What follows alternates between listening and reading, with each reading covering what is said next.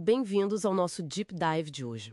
Vamos mergulhar na história de Cleópatra VII, né? A última famosa faraó do Egito Ptolemaico. Isso. E é crucial já começar situando, né?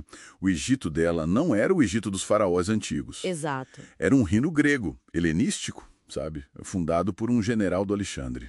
E na época de Cleópatra, já estava bem na órbita de Roma. Quase um estado cliente que se fala. Exatamente. Uma soberania assim já bem limitada. Roma já dava as cartas, de certa forma. Então, nesse cenário complicado, como é que ela se destaca?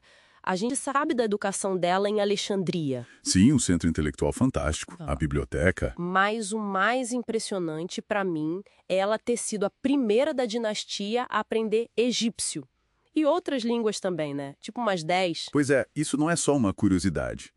É chave para entender a política dela. Como assim? Bom, os Ptolomeus, antes dela, governavam em grego. Eram meio que estrangeiros para a população local. Ela, aprendendo egípcio. Conseguia falar direto com o povo. Isso. Com os sacerdotes, com a elite egípcia. Construir uma ponte, sabe? Uma legitimidade que os outros não tinham. E, claro, ser poliglota. Facilitava tudo na diplomacia. Imagina, negociar sem precisar de intérprete o tempo todo. Uma vantagem imensa. E essa inteligência toda foi direto para a política, né? Especialmente com Roma. Primeiro, Júlio César. Tem aquela história famosa dela no tapete. Que é pitoresca, mas o fundo era estratégico. Ela precisava dele. Para quê, exatamente? Para ganhar a guerra civil contra o irmão Ptolomeu XIII e garantir o trono que era dela por direito. E ele, o que ganhava? César precisava e muito da riqueza do Egito. Financiamento para as campanhas, pagar dívidas. Entendi. Uma troca. Existiu mesmo, veio depois ou junto. Mas não era o principal. E dessa relação nasceu Cesarião, o pequeno César. Exato. Que também entra nessa conta política toda. Com a morte de César, a situação muda. E entra Marco Antônio. Outra figura-chave de Roma. E a relação deles foi talvez ainda mais profunda. Tiveram filhos, né? E ela bancou campanhas dele. Sim, financiou pesado as campanhas dele contra os partos lá no Oriente. O Egito era fonte de recursos. E aí chegamos nas doações de Alexandria. Isso causou um reboliço em Roma, né? O que foi isso? Foi um ato muito audacioso de Antônio. Ele fez uma cerimônia tipo um triunfo em Alexandria. E distribuiu terras. Isso. Deu títulos e territórios, alguns que Roma controlava, outros que ele pretendia conquistar para Cleópatra e para os filhos deles. Chamou ela de Rainha dos Reis. Nossa, imagina a reação em Roma. Foi um prato cheio pro Otaviano, o rival do Antônio. Ele usou isso na propaganda, de forma brilhante. Como? Pintou Cleópatra como a estrangeira perigosa, a feiticeira oriental que tinha dominado Marco Antônio e queria mandar em Roma. Foi perfeito para inflamar a opinião pública. E justificar a guerra contra eles. Exatamente. Levou direto para a Guerra Civil final e para a Batalha de Ácio. Mas ela não era só política externa, tem registros de ações internas dela também, certo? Sim, sim.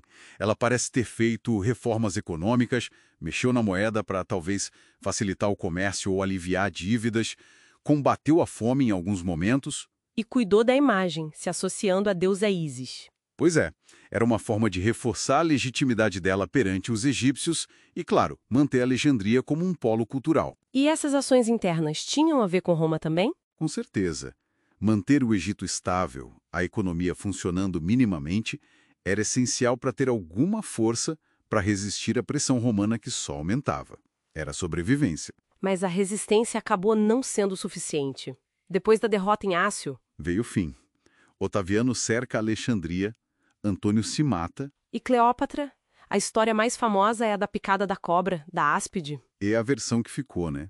Provavelmente para evitar a humilhação de ser levada como prisioneira no triunfo de Otaviano em Roma. Se foi cobra ou veneno, a gente não tem certeza absoluta. Mas a morte dela foi o fim do Egito independente. E Cesarião? Otaviano não o poupou. Mandou matar. Não podia deixar um filho de César vivo como rival. E é aí que a imagem dela é construída, né? Pelos vencedores. Exatamente. A propaganda romana iniciada por Otaviano criou essa imagem que dura até hoje. A sedutora, manipuladora, perigosa. Mas existem outras visões. Existem fragmentos, menções em fontes gregas, árabes, que pintam um retrato diferente.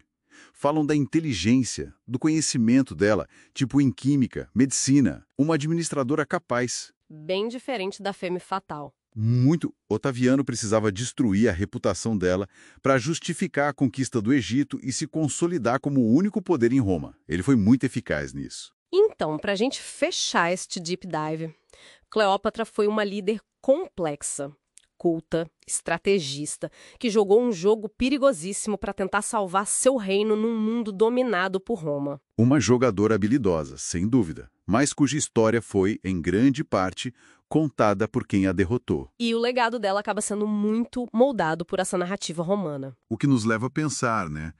A história de Cleópatra mostra bem como as narrativas sobre figuras históricas, principalmente mulheres no poder, são construídas, muitas vezes pelos vencedores, para atender aos seus próprios interesses.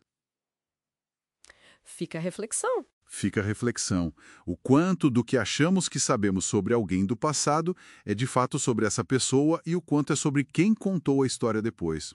Uma questão que vale para muita gente na história.